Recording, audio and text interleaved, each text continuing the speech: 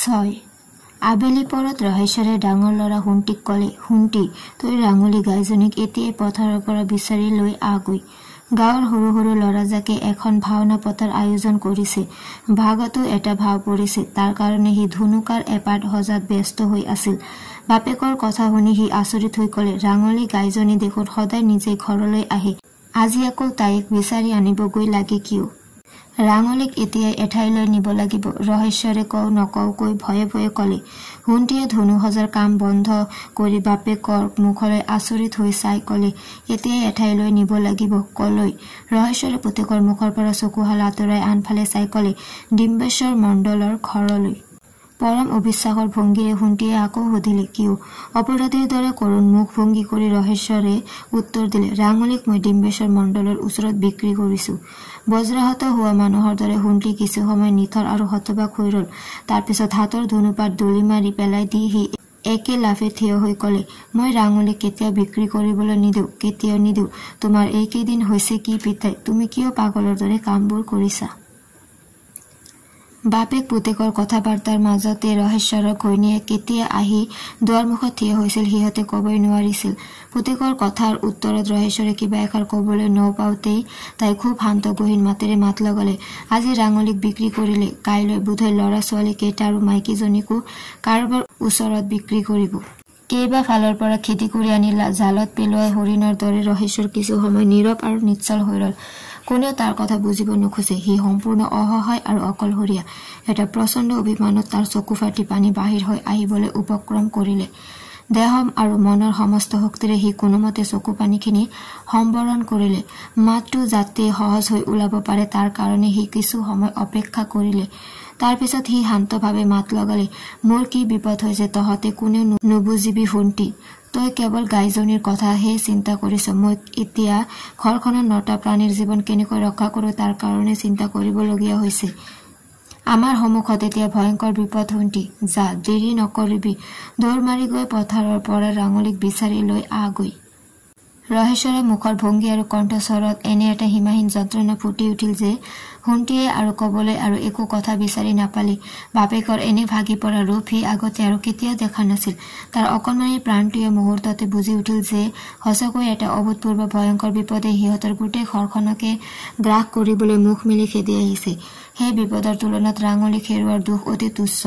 বাপেকৰ মুখলৈ চাবলৈ তাৰ আৰু সাহস নহল। তাৰ এনেকুৱা অনুভৱ হবলৈ ধৰিলে যে বাপেকৰ আগৰ পৰা আঁতৰি পলাব পাৰিলে যেন সি ৰক্ষা পৰে। কিছু সময় কিংকৰ্তব্য বিমূঢ়ভাৱে থিয় হৈ থাকি হঠাৎ এবাৰ সি আলিবাটৰ ফালে প্ৰাণটাকি ঢাপলি মেলিলে। ৰান্ধনি বেলি মাৰ যোৱাৰ আগে আগেই হুণ্টিয়ে ৰাঙলীক লৈ ঘৰ পালেহি। ৰহেশ্বৰে তেতিয়া পিৰালিত থোদা মাটিৰ ওপৰতে জোপোকা মাৰি বহি আছিল। হুণ্টি আৰু ৰাঙলী আহি চোতাল পোৱাৰ লগে লগে ৰহেশ্বৰে পুতেকৰ মুখৰ ফালে এবাৰ চাই পঠিয়ালে। কান্দি কান্দি তাৰ চকু দুটা উখহি পৰিছে। চকু পানী মচোতে মচোতে তাৰ চকু দুটা পকা জলকীয়াৰ দৰে ৰঙা পৰি উঠিছে। পিছ মুহূৰ্ততে ৰহেশ্বৰে চকু দুটা পুতেকৰ মুখৰ পৰা আঁতৰাই আনিলে। হুণ্টিৰ মনৰ দুখ সি খুব ভালকৈ বুজি পাইছে। তাৰ কাৰণে ৰাঙলী কেৱল এজনী গৰু নহয়, সি তাৰ খেলাৰ সংগিনী, সুখ দুখৰ সহচৰী, প্ৰাণৰ বন্ধু। পুৱা গধূলি সি ৰাঙলীৰ ডিঙিত সাৱটি ধৰি ওলমি এনেভাৱে খেলা কৰে যেন তাই এজনী গৰু নহয়, তাই হুণ্টিৰ মাক বা বায়েকৰ নিচিনা এজনী অতি মৰমৰ বন্ধুহে। গধূলি সি তাইক পথাৰৰ পৰা বিচাৰি আনি গোহালিত বান্ধিবৰ সময়ত বহুত পৰ তাইৰ গা পিহি পিহি নানা আদৰৰ নামেৰে তাইক মাতি মাতি এনেভাৱে কথা পাতি থাকে, দূৰৰ পৰা মানুহে শুনিলে ভাবিব যে সি যেন কোনোবা মানুহৰ লগতহে কথা পাতিছে। এইকেইদিন ৰহেশ্বৰৰ হৈছে কি, মুহূৰ্তে মুহূৰ্তে কথাই কথাই তাৰ চকু দুটা কেৱল চকু পানীৰে ভৰি উঠিব খোজে। গামোচাখনেৰে এনেই মুখখন মচাৰ চলেৰে সি চকু দুটা এবাৰ মুচি ললে। তাৰ পিছত সি থিয় হৈ ৰাঙলীৰ ওচৰলৈ গৈ তাইৰ মূৰত হাত মোহাৰি মোহাৰি কলে, বল আই বল, তোৰ ঠাই আমাৰ নিচিনা দুখীয়াৰ ঘৰত নহয়, য'ত তোৰ আচল ঠাই তাত তোক থৈ আহোগৈ। ৰহেশ্বৰে ৰাঙলীক খেদিলৈ ডিম্বেশ্বৰৰ ঘৰলৈ আগবাঢ়িব খুজিছিল। এনেতে ঘৈণীয়েকে পিছফালৰ পৰা মাত লগালে, ৰব। ৰহেশ্বৰে পিছফালে ঘূৰি চাই দেখে ঘৈণীয়েক আহি চোতালত থিয় হৈছেহি। তাইৰ সোঁহাতত এচৰীয়া পানী, বাওঁ হাতত এখন কলপাতত অলপ নিমখ, কান্ধত এখন নতুন গামোচা। ৰহেশ্বৰে আচৰিত হৈ চাই থাকে মানে ঘৈণীয়েকে ৰাঙলীৰ মুখৰ আগত মাটিতে নিমখেৰে সৈতে কলপাতখন থলে আৰু তাৰ পিছত ৰাঙলীয়ে নিমখখিনি খাই মানে তাই চৰিয়াৰ পানীৰে ৰাঙলীৰ আটাইকেইখন ভৰি ধুৱাবলৈ ধৰিলে। ভৰি ধুৱাই শেষ কৰি তাই নতুন গামোচাৰে ৰাঙলীৰ ভৰিকেইখন মুচি দিলে। তাৰ পিছত নতুন গামোচাখন ৰাঙলীৰ ডিঙিত বান্ধি দিলে। ইতিমধ্যে গধূলিৰ আন্ধাৰ লাহে লাহে গাঢ় হৈ আহিছিল। তথাপি ৰহেশ্বৰে স্পষ্ট দেখিবলৈ পালে ঘৈণীয়েকৰ দুই চকুৱে দি সৰু সৰকৈ চকু পানী ওলাই তাইৰ দুইখন গাল ভৰাই দিছে। ৰাঙলে নিমখ আৰু কলপাত খাই শেষ কৰি আৰু নিমখৰ আঘাত মূৰ তুলি ৰহেশ্বৰৰ ঘৈণীয়েকৰ ফালে চাই ৰল। তাই ৰাঙলীৰ মুখখন বুকুৰ মাজত সাৱটি ধৰিলে। ৰহেশ্বৰে পিছফালৰ পৰা চাই দেখিলে ভূমিকম্পত পৃথিৱী কঁপাৰ দৰে ঘৈণীয়েকৰ গোটেই শৰীৰটো থৰথৰকৈ কঁপিবলৈ ধৰিছে। সোণটিয়ে গোটেই দৃশ্যটো ইমান পৰ নীৰৱে চাই আছিল, কিন্তু সি যেই বুজিলে যে এতিয়া ৰাঙলীৰ বিদায়ৰ সময় হল, সি জাপ মাৰি ঘৰৰ ভিতৰলৈ সোমাই একে কোবে গৈ বিচনাত পৰিলগৈ। ৰাঙলী খেদি খেদি ৰহেশ্বৰ আলিবাটৰ ফালে আগবাঢ়িল। ঘৈণীয়েকে একেই ঠাইতে জঠৰ হৈ থিয় দি থাকি ৰাঙলী যোৱাৰ ফালে চাই থাকিবলৈ ধৰিলে। পদূলিমুখৰ গোহালিটো গৈ পোৱাৰ লগে লগে ৰাঙলীয়ে আলিবাটৰ ফালে নগৈ গোহালিত সোমাবলৈ চেষ্টা কৰিলে। তাইক গোহালিত সোমোৱাৰ পৰা বাধা দিবৰ কাৰণে ৰহেশ্বৰে তাইক যথেষ্ট ঠেলা হেঁচা আৰু মাৰপিট কৰিব লগা হল। সেই দৃশ্য দেখি ৰহেশ্বৰৰ ঘৈণীয়েকৰ হিয়াখন ভাগি একেবাৰে টুকুৰা টুকুৰি হৈ গল। ৰাঙলী যেতিয়া চকুৰ আৰ হল, ৰহেশ্বৰৰ ঘৈণীয়েকৰ মনত অনুভৱ হল যেন এজনী গাই গৰুক নহয় নিজৰ বৰ জীয়েককহে তাই চিৰকালৰ কাৰণে পৰৰ ঘৰলৈ বুলি বিদায় দিলে। শোকৰ খুন্দাত থিৰেৰে থিয় হৈ ৰব নোৱাৰি তাই ঠাইতে মাটিত বহি পৰিল। হাত ৰাঙলীক বেছি পোৱা 100 টকাৰ 50 টকা বাপুৰাম শইকীয়াক আৰু 30 টকা চাব ডেপুটি হাকিমৰ মদৰ বটল আৰু কুকুৰাৰ কাৰণে ডিম্বেশ্বৰ মণ্ডলক দি ৰহেশ্বৰৰ হাতত বাকী থাকিল 20টা মাত্ৰ টকা। মণ্ডলে টকা 30টা ল'বই নোখুজিছিল। চুতীয়া, তোমাক দেখোন আগতে হিচাপ দিছিলো যে কমপক্ষেও 35টা টকা লাগিবই। এতিয়া তুমি যে মোক মাত্ৰ 30টা টকাহে দিলা, বাকী 5 টকা মোৰ নিজৰ জেপৰ পৰাহে খৰচ কৰিব লাগিব নেকি? ৰহেশ্বৰে মণ্ডলৰ হাতে ভৰিয়ে ধৰি কলে, ককাইদেউ, আপোনাক 35 টকা দিলে মোৰ হাতত থাকেগৈ মাত্ৰ 15 টকা।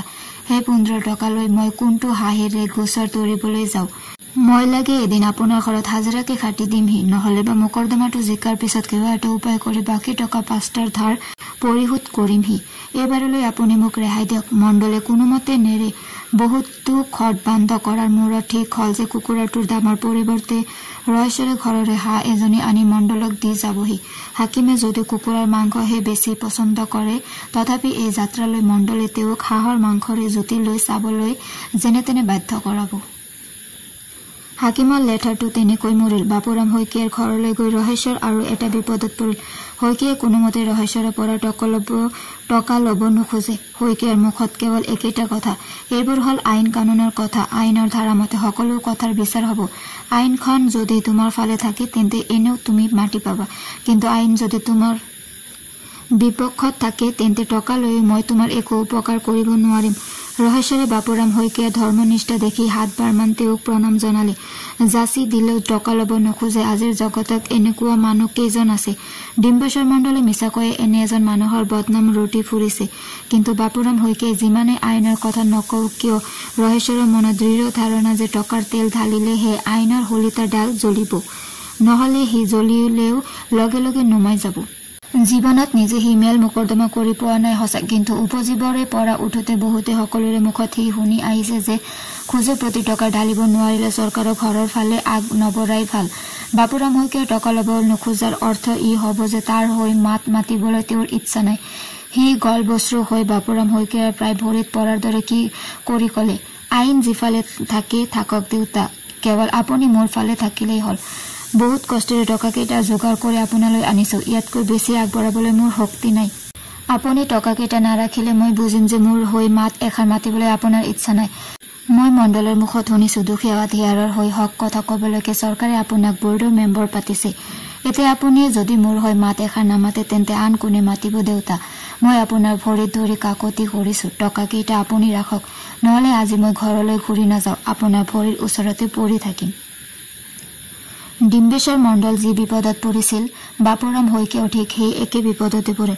সনাতন শৰ্মা ইয়াৰ আগতে আহি তেওঁক টকা 100টা দি গৈছে। সেই টকা ল'বলৈ তেওঁৰ অকণো সংকোচ হোৱা নাছিল।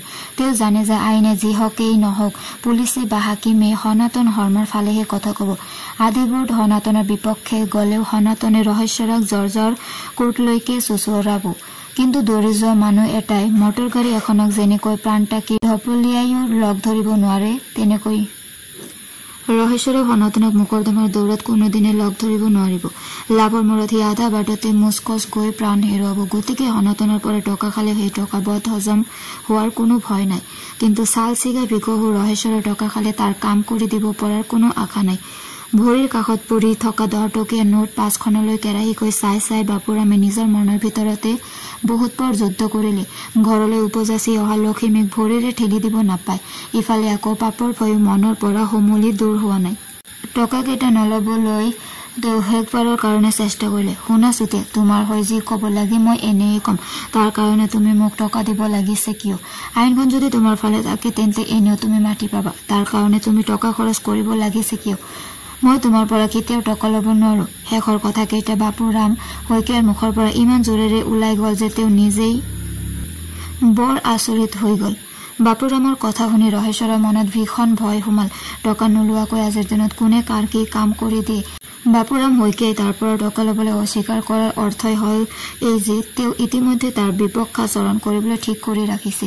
সি পোন হৈ বহি বাপুৰামৰ চকুলৈ চাই উত্তেজিত হৈ ক'লে, আপুনি মোক আইনৰ কথা নকব দেউতা। আইন মতেই সংসাৰখন চলা হলে যি দৰা মাটিক মই মোৰ মাইকীজনীতকৈ বেছি ভালকৈ চিনি পাওঁ, সেই দৰা মাটিত সনাতন শৰ্মাই জীৱনত ভৰি দি পোৱা দূৰৰ কথা মাটিডৰা চাৰিসীমাটো পৰ্যন্ত ক'ব নোৱাৰিব। সেই মাটি ছেটেলমেণ্টত তেওঁৰ নামত পত্ৰ লাগিল কেনেকৈ? এনে এটা অঘটন আইনে কৰা নাই দেউতা। টকাই কৰিছে, টকাই কৰিছে। আপুনি মোক একে আশাৰে খুলি কওক দেউতা, আপুনি মোৰ টকা ৰাখিবনে নাৰাখে? যদি নাৰাখে তেতিয়া বুজিম যে আপুনি ইতিমধ্যে সনাতন ঠিকাদাৰৰ পৰা টকা খাইছে। তেতিয়া আৰু অৱশ্য মোৰ ক'বলৈ একো কথা নাই। ৰহেশ্বৰৰ কথা শুনি আৰু মুখ ভংগী দেখি বাপুৰাম শইকীয়াৰ বুকুখন সামান্য কঁপি উঠিল। বেছি কথা নবৰাই তেওঁ লৰালৰিকৈ মাত লগালে, তোমাৰ ভালৰ কাৰণে কওঁতে তুমি ওলোটাটো সেই বুজিলা। নলওঁ বুলি ক'লেও গাৰ জোৰেৰে টকা গুজি দিলে মই আৰু কি কৰিম? কিন্তু সনাতন ঠিকাদাৰৰ লগত তুমি যুঁজ কৰিবলৈ যোৱাটো মাখি হৈ হাতীৰ লগত যুঁজ কৰিবলৈ যোৱাৰ দৰে হৈছে। পিছত যদি টকা দিয়াৰ একো ফল নধৰে মোক কিন্তু নদোষিবা। এতিয়াই কৈ থলো। বাপুৰাম শইকীয়াৰ টকাকেইটা মাটিৰ পৰা বুটলি লোৱাত ৰহেশ্বৰে স্বস্তিৰ এটা দীঘল নিশ্বাস এৰিলে। ডাঙৰ যুঁজ এখনত জয়লাভ কৰাৰ দৰে মুখৰ ভাৱ এটা কৰি সি উঠি থিয় হৈ আলিবাটৰ ফালে খোজ ল'লে।